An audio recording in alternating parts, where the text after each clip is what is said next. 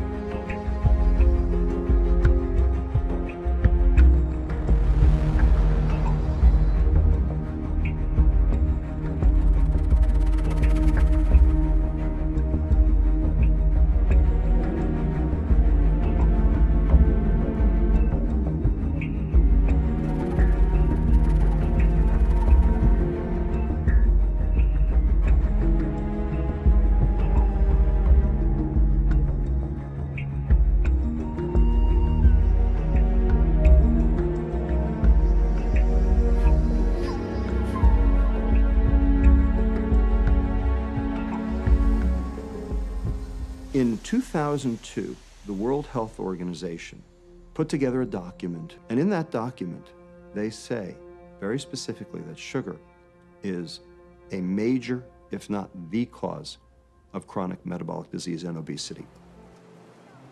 I am 12 years old and I weigh 212 pounds. They normally say that I'm just supposed to eat healthier and exercise a lot more, which is what I am doing. But my weight has mostly stayed the same.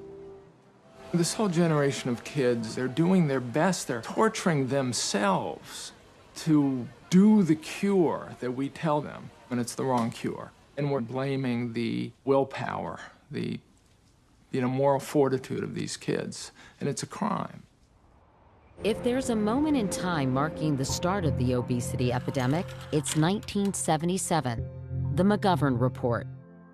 Expert testimony before the Committee on Nutrition and Human Needs warned Senator George McGovern that obesity would soon be the #1 form of malnutrition in the United States.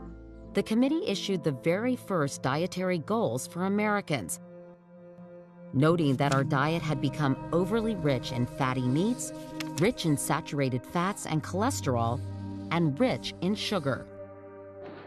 The Egg, Sugar, Dairy, and Beef Associations, with sales of their products in danger, united and flat out rejected the McGovern Report. They even demanded a rewrite. Instead, they encouraged Americans to buy more food with less fat. And so, the 1980s began with a new health doctrine and a brand new market. Every food product imaginable re-engineered to be low in fat. When you take the fat out of the food, it tastes like cardboard. Food industry knew that. So they had to do something to make the food palatable. So what'd they do? Dumped in the sugar. Fructose, the sweet part of sugar, can only be processed in the liver. When your liver is pushed to the max, the pancreas comes to the rescue by producing excess amounts of a hormone called insulin. Insulin is the energy storage hormone. Insulin turns sugar into fat for storage. That's insulin's job. High levels of insulin can also block your brain from receiving the signal that you're full. The problem is, sugar isn't just in cookies and desserts. If you go to the supermarket, there are 600,000 food items, and 80% of them have added sugar. A lot of people think that they can just switch from sugar to artificial sweeteners. Diet this, diet that, Splenda, aspartame. But if it triggers hormonal responses that cause you to produce more insulin, they make you crave more, they make you hungry, that you think sugar's on the way, your brain's like, oh, wait a minute, I think sugar's coming, I tasted it. So low sugar, low fat, diet foods, they're dangerous and they're actually disease producing as well. When you consume sugar naturally, that is in fruit, you're getting the fiber that you need to mitigate the negative effects. Am I worried about fruit? No. But am I worried about fruit juice? Oh, you bet. Because when you take the fiber out, you might as well be drinking a Coke. Food addiction is a real thing. The studies show that your brain lights up with sugar just like it does with cocaine or heroin. In fact, sugar is 8 times more addictive than cocaine. So if you start your baby early on addictive, highly sugary foods, they're going to become addicted. The food industry knows that the earlier they introduce these foods to children, to infants, the more likely they will have branded them for the future. And every generation of kids born after 1980 has grown up surrounded by these highly addictive foods. Every store these days has junk food at the checkout, right at the eye level of your kids. The food industry infiltration of the schools is deplorable. When we release our children into the care of schools, we shouldn't expect them to eat unsafe food that will make them sick. We're paying a very dear price for letting the food industry act at will and recruiting our children as loyal customers.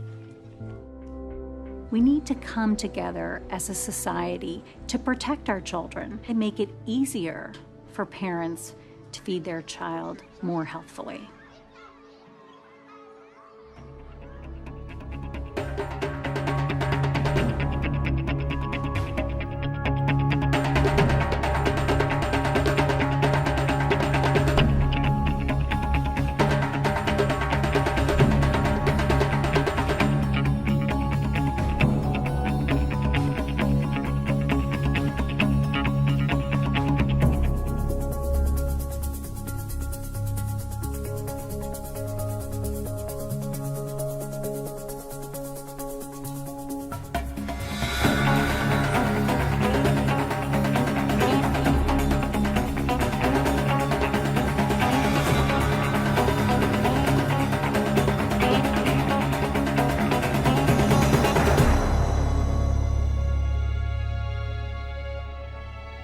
want to do one thing and only one thing, get off of sugar. Sugar is a deadly metabolic poison. Sugar is the leading cause of Alzheimer's. Sugar is a major cause of cancer, a major cause of heart disease, a major cause of diabetes. This is, it's a major cause of colds and flu. You can eat 1 teaspoon of sugar. Within 2 hours, your immunity will be reduced by 50%. One cola drink has about 10 to 12 teaspoons. So you eat 1 to 2 teaspoons, your body is going to be in biochemical chaos for 6 to 8 hours. So if you eat sugar in the morning, put some sugar in your coffee or have a breakfast cereal with a contained sugar, and then have more sugar at lunch and more sugar in the evening, guess what? Your body is going to be in biochemical chaos 24 hours a day. Well, your immune system is your #1 defense against cancer. So if every day you're constantly lowering your immunity because you're eating sugar, you're going to make yourself more susceptible to cancer. Cancer cells eat only one food, and that's sugar. So if you eat sugar, you're feeding the cancer. So if you have cancer, you have to be off of all sugar. And if you want to prevent cancer, be off of all sugar. Health is when all of your biochemistry is balanced and all your chemistry is working right. When you eat sugar, you throw that balance out for 6 to 8 hours. Sugar is very key, and not eating sugar is very key to making yourself healthy.